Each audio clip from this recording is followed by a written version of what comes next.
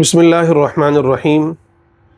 حضرات گرامی، ہم تمام انسانوں کی پیدائش کا سب سے پہلا مقصد یہ ہے کہ ہم اپنے رب کو پہچانیں، اس کی معرفت حاصل کریں، اس کا انٹروڈکشن حاصل کریں۔ قرآن مجید میں اللہ تعالیٰ ارشاد فرماتے ہیں کہ وَمَا خَلَقْتُ الْجِنَّ وَالْإِنسَ إِلَّا لِيَعْبُدُونَ، کہ میں نے تمام انسانوں اور جناتوں کو صرف اس لیے پیدا کیا ہے کہ وہ میری عبادت کریں۔ اس کی ایک تفسیر ابن عباس رضی اللہ تعالیٰ عنہما یوں فرماتے ہیں لیعبدون ای لیعرفون، یعنی لیعرفون یعنی انسانوں اور جناتوں کی پیدائش کا مقصد یہ ہے کہ وہ اپنے رب کو پہچانیں، اس کی معرفت حاصل کریں۔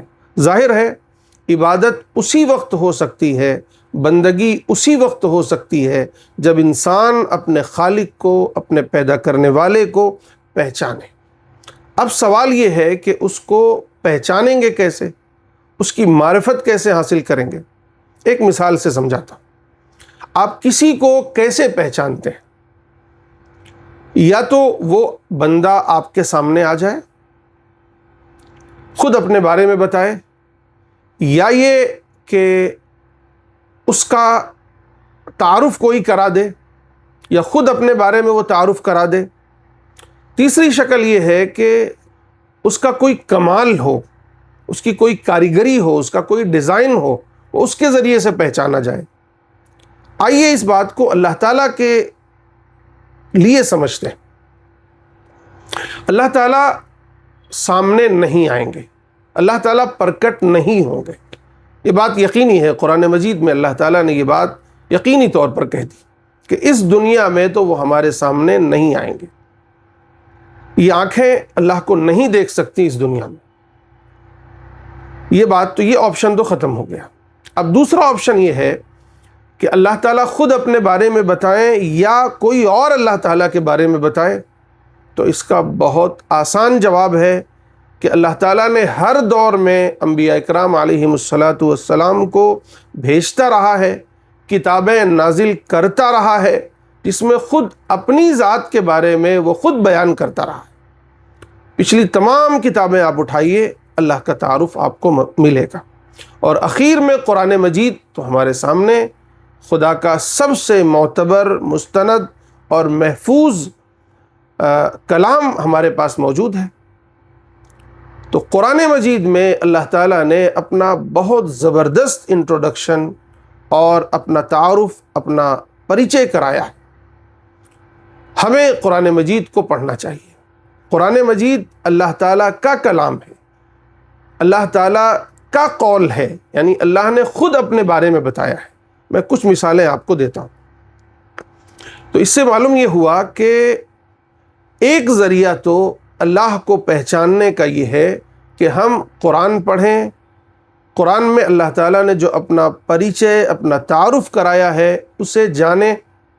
مثال کے طور پر قرآن مجید کی سب سے پہلی آیت نازل ہوتی ہے اقرأ بسم ربک، اے نبی آپ پڑھیے اپنے رب کے نام سے۔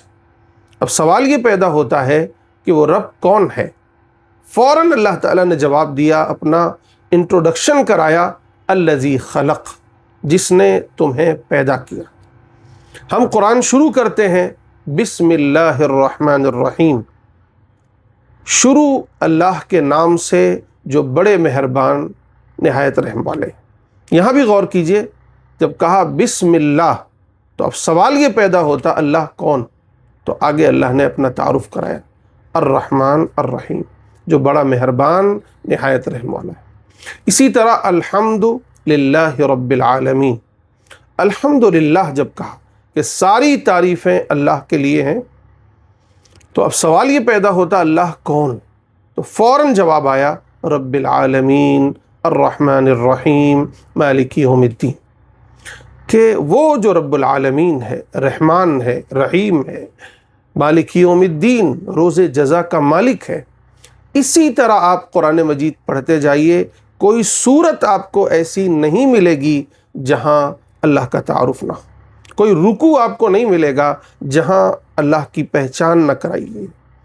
جہاں اللہ کی معرفت نہ کرائی گئی.